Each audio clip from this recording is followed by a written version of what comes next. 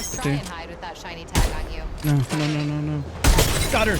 Oh god, I'm so good. That's a club. Hey everyone, and welcome back to the channel. Today we'll be reviewing the new Pro X Superlight 2 DEX. Disclaimer, this product was sent to me from Logitech, and I'm not your normal reviewer, just a dude who plays FPS games. I'm going to be giving my honest thoughts here, and I'm taking a different approach to this review and seeing if I can cut down the time and really keep it shorter. If you want to buy this mouse, use code DAZ10 to support the channel and get a discount. Everything here is time-stamped as well, so you can skip to whatever you want to learn. Let's start with initial impressions. Now this may sound mean, but it's just honest. This is what I imagine the Superlight 2 actually being. We get 8K polling, a new shape, and of course a slightly improved sensor. It was way better than I would have thought, and it's clear that this is the true successor. This is what we wanted years ago. The prior Superlight 2 really felt like the testing to get it here. But also, if you own a Superlight 2, you can actually upgrade it to 8K polling. Superlight 2 is a very safe and beloved shape, I understand, but the stuff like this, trying new shapes, trying to innovate and push things, is what I really want.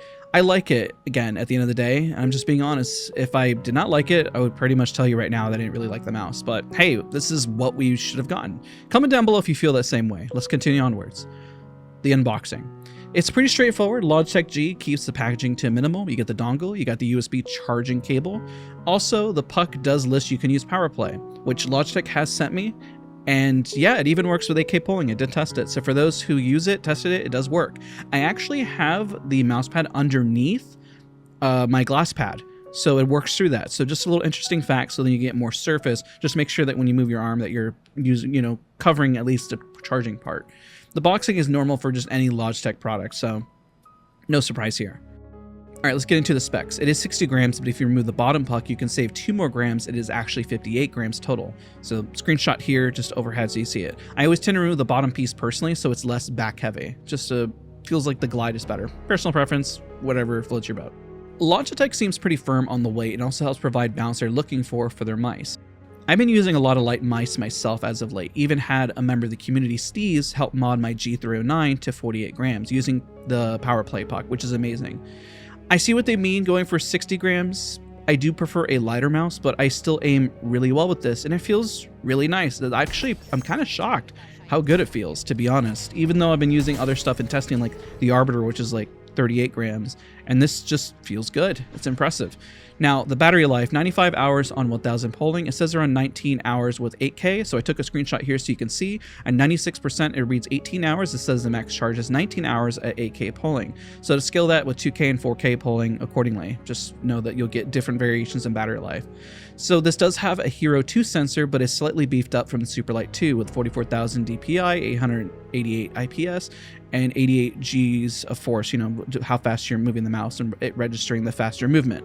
I don't know all the science behind it, but those are the stats, so I assume that, hey, it's a slightly improved version over the prior one. Here's another thing that I learned actually using it on glass surfaces. You need to go into settings and change to non-optimal gaming surface, otherwise you run into issues with tracking. I noticed it was like skipping, it felt really weird. This was most recently when I was testing the 8K polling on the Superlight 2. And had the same issue, but when I changed it, all of a sudden it was much better. So switching that off definitely helps, especially if you're using glass surfaces. I also noticed in the new Logitech update that a lot of when I'm using it in the glass surface, it has been spinning out. Like it just spins like a crazy amount. I'm not sure why. Hey, I guess it's just with the most recent update. I know that the Arbiter mouse, the 38 gram one, doesn't have the issue. In fact, it doesn't even register on the current one, but it works on other glass surfaces. So mileage may vary depending on the glass surface that you're using. If you're curious what I'm using the Yao glass pad, and it has my custom artwork with Watson here, which is why I also love it. Next up, let's talk about 8K polling. Since my prior review of 8K polling, I'll say it here, I've used Razer's 8K implementation, but I've also used 8K polling for the Arbiter mouse, which is odd as I still went to the shape that is most comfortable for me, which is the 1000 polling on the G309 or even like the G303. It's just, overall, the 8K on this one seems pretty sturdy. I'm unsure if I even notice a difference at the end of the day, besides just more battery being used. I would need another solid week, and even then switching to see if I notice even more. 8K polling on Apex Legends also seemed to be fixed, and also when using Aimlabs or Kovacs, it doesn't really skip a beat, and it feels great. I guess I could say that for the other implementations. This one just feels, I don't know what it is about Logitech sensors, they just have a different feel after I've been experimenting with a lot of things outside of it. But again, just fighting for 8K polling, my issue still that it's spinning out rather than my concern for 8K. I don't really know what that is about, so I'm just pointing at it here. Also, my old G Pro that I use, my old one at 80 grams, the one that was released like 5 or 6 years ago at this point, had an issue of that on one of the artisan pads. So maybe it's just a Logitech thing. I'm just reporting it here. I'm letting you know. So scroll wheel changes. This one is more of quality control. Maybe my Superlight 2 was just bad, but it felt really airy, you know, and this one just has more resistance, which I like. It feels like a middle ground because I didn't really like the Superlight 2 scroll wheel, which is why I didn't really use the Superlight 2. Even though I did like the Superlight 2, it's why I didn't main it. You're probably wondering when you come in streams, why aren't you using Superlight 2? Well, I kind of went to more of a shape that felt more comfortable, but also because it's the scroll wheel. I think they found a middle ground here. So in this portion, let's talk about the clicks, left click, right click, side buttons, and then we'll pick up the scroll wheel if we can on the microphone. They don't feel as heavy as a Superlight 2. Even with my other one worked in, it did kind of work itself in and feel better. It has that audio click for sure, but it feels slightly different. Also, the turnoff for me with the Superlight 2 was just, yeah, it just felt heavy. This feels better though. Even the side buttons don't feel as like mushy and you can hear it. So what I'm gonna do now is I'm gonna kick up the audio. Yes, it's gonna be super loud. It's gonna be a little dramatic, but I want you to hear that audio click. That it sounds like the Superlight 2, but trust me when I say it just feels lighter, and I appreciate that.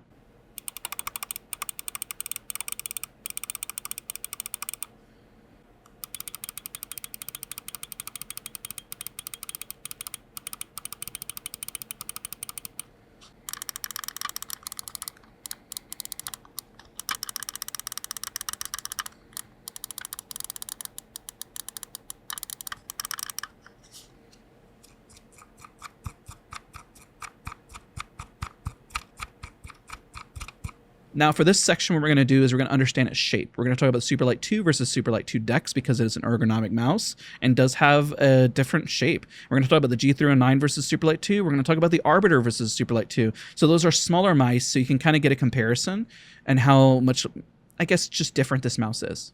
So let's get into it. All right, in this portion, before we get into comparison of the Superlight 2 versus the Pro DEX here, Superlight 2 DEX. I know this is such a mouthful for a name, but I want to just kind of showcase its shape. So the biggest thing that you'll notice right off the rip as well is just how it kind of grooves in. So if we have the Superlight 2 here, I know it's white, but you'll be able to tell where it kind of just indents in a little bit. It kind of grooves down. So if I put my hand on it, you'll know that this part is a little higher. It's raised more. So if you look at the Superlight 2 compared to it, I'm going to just kind of spin them around so you kind of see that.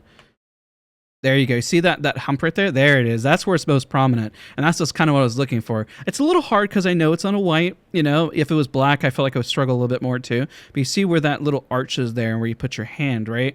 And if we kind of groove around, you can... I put the grip tape. I know that's probably not the best example. But I felt like I was looking for something like this as a shape. And even whenever you kind of move it around, it's like...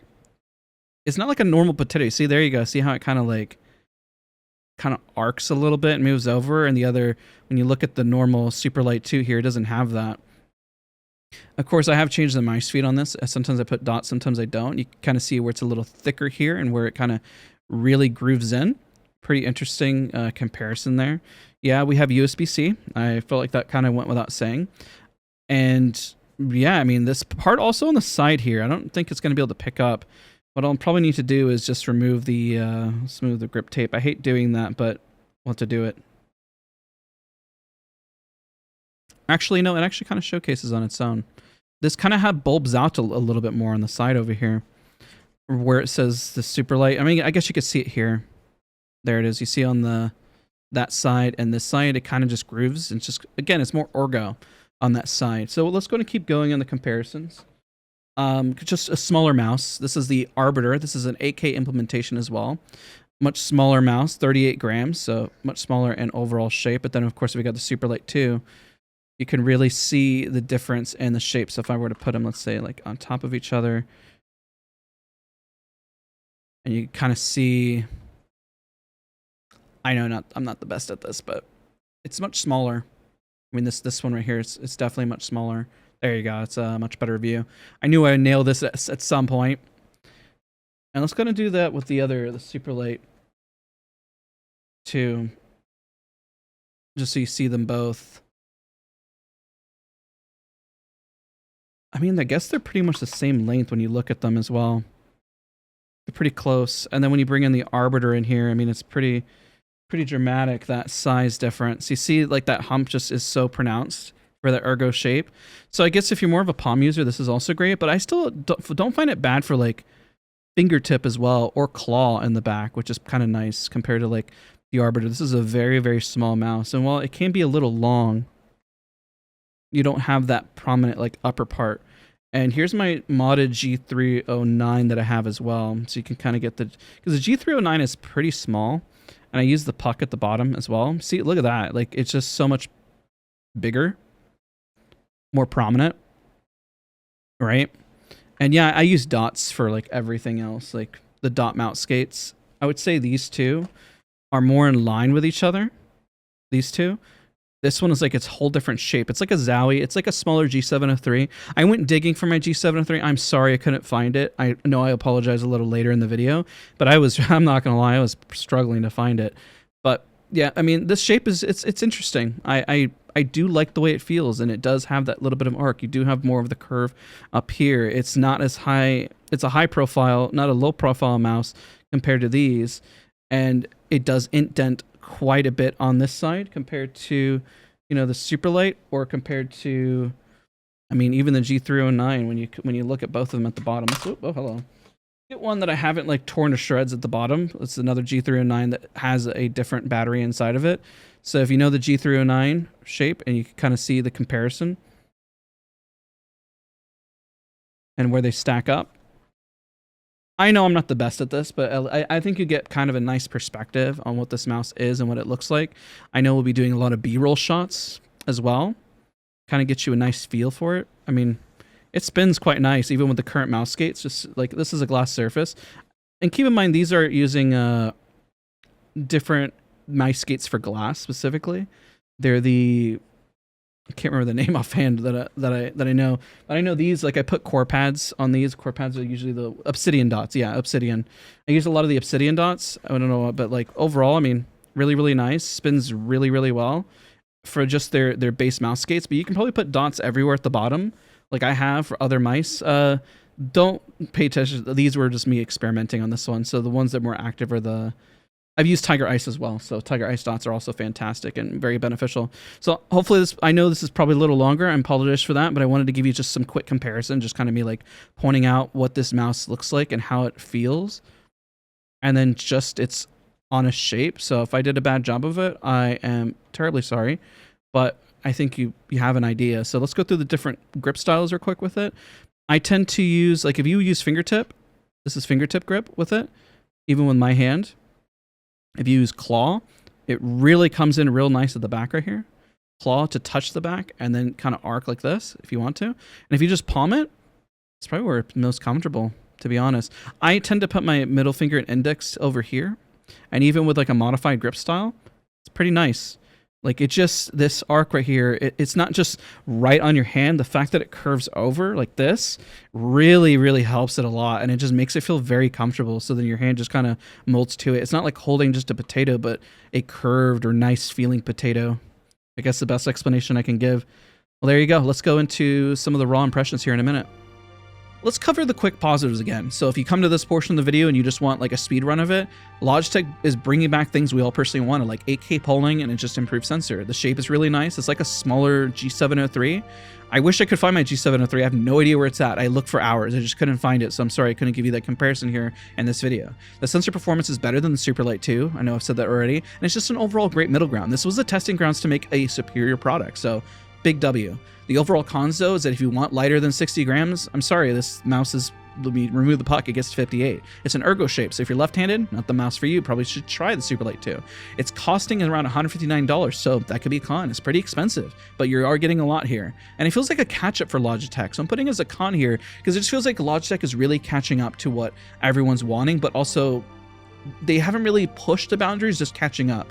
I mean, I guess a shape, I mean, but like it's a mix of a lot of other things. So we're going to do now as we wrap up the video is I'm going to go in the test range and just kind of talk about the overall feels and just give my last closing thoughts.